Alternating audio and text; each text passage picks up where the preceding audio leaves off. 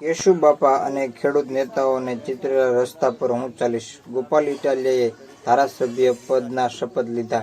વિસાવદર બેઠક પરથી ચૂંટાયેલા ગોપાલ ઇટાલિયાની આજથી સત્તાવાર રીતે વિધાનસભાના સભ્ય બન્યા છે. 22 દિવસ પહેલા જાહેર થયેલા પરિણામ બાદ આજે નવા ધારાસભ્ય માટે વિધાનસભા ગૃહના દરવાજા સત્તાવાર રીતે ખુલી રહ્યા છે. શપથ લીધા પછી ગોપાલ ઇટાલિયાને વિધાનસભાના અન્ય 180 સભ્યોના જેમ માસિક પગાર પર અને ભથ્થા મળવા લાગશે. ગાંધીનગર ગુજરાત વિધાનસભાની તાજેતરની પેટા ચૂંટણીમાં ચૂંટાઈને આવેલા આમ આદમી પાર્ટીના ગોપાલ ઇટાલિયાએ આજે વિધાનસભાના ધારાસભ્ય પદના શપથ લીધા હતા. ગુજરાત વિધાનસભા અધ્યક્ષ શંકરભાઈ ચૌધરીએ આજે વિધાનસભા ખાતે વિસાવદર વિધાનસભા મત વિસ્તારના નવનિયુક્ત ધારાસભ્ય ગોપાલભાઈ ઇટાલિયાને ધારાસભ્ય તરીકે શપથ લીધા બાદ ગોપાલ ઇટાલિયાએ નિવેદન આપતા જણાવ્યું છે કે કેશુબાપા અને અન્ય ખેડૂતોના નેતાઓને ચિતરેલા રસ્તા પર હું ચાલીશ.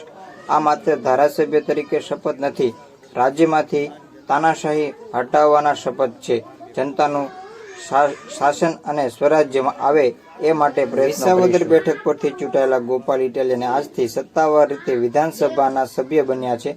22 દિવસ પહેલા જાહેર થયેલા પરિણામ બાદ આજે નવા ધારાસભ્ય માટે વિધાનસભાના ગૃહના દરવાજા સત્તાવાર રીતે ખુલ્યા છે. શપથ લીધા પછી ગોપાલ ઇટાલિયાને વિધાનસભાના અન્ય 180 સભ્યોની જેમ માસિક પગાર અને ભથ્થા મળવા લાગશે. હાલના નિયમો અનુસાર દરેક ધારાસભ્યને અંદાજે 1.47 લાખ માસિક પગાર અને વિધાન ભથ્થાની રકમ આપવામાં આવે છે, જેમાં પગાર, ભાડા સહાય, મિનિસ્ટ્રીયલ સહાય, ફોન બિલ, પ્રવાસ ભથ્થા સહિતના સવલતોનો સમાવેશ થાય છે. શપથવિધિ દરમિયાન વિધાનસભા અધ્યક્ષ શંકર ચૌધરી ઉપરાંત વિધાનસભાના અધિકારીઓ ઉપસ્થિત રહ્યા હતા. તેમના અન્ય ધારાસભ્યોએ શુભેચ્છા પાઠવી હતી અને તેમના કાર્યકાળ માટે શુભેચ્છાઓ. હવે વિસાવદર ધારાસભ્ય માટે વધુ પડકારજનક અને જવાબદારીભર્યો સમય શરૂ થઈ રહ્યો છે. તેમાં ન માત્ર પોતાના મત વિસ્તારોનો પ્રશ્ન ઉઠાવશે, પણ વિધાનસભા ગૃહ રાજકીય સમીકરણો પણ બદલાતા જોવા મળશે. વિશેષ વાત એ છે કે ગોપાલ ઇટાલિયા પહેલા પાર્ટી રાજ્ય પ્રમુખ તરીકે પણ કાર્યરત રહી ચૂક્યા છે. બીજી બાજુ રાજેન્દ્ર ચાવડા કડીમાંથી ભાજપ તરફથી ચૂંટાયેલ આવ્યા છે અને સ્થાનિક રાજકારણમાં વર્ષોથી સક્રિય રહ્યા છે. વિસાવદર પેટા ચૂંટણી 2025માં આમ આદમી પાર્ટીના નેતા ગોપાલ ઇટાલિયાએ ભવ્ય જીત હાંસલ કરી છે.